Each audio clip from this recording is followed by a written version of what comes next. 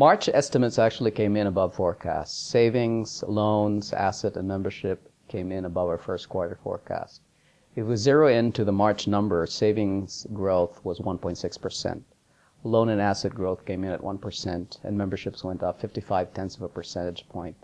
Now, that really translates to over 500,000 members added in March. If you look at the quarterly estimates, we have forecasted loan growth to come in at 1.5% this quarter, but the actual numbers actually came in at 1.9.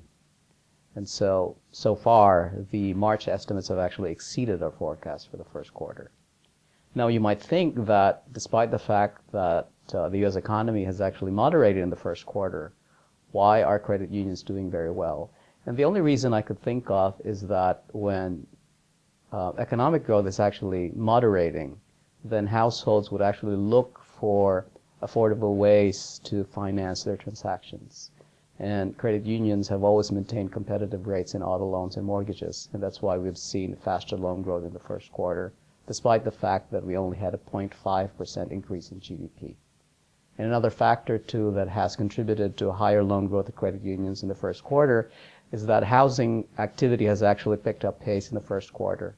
If you look at fixed residential investment from the first quarter, and that's where housing market is, if you look at that number, it's actually 14.8% higher in the first quarter than in the previous quarter.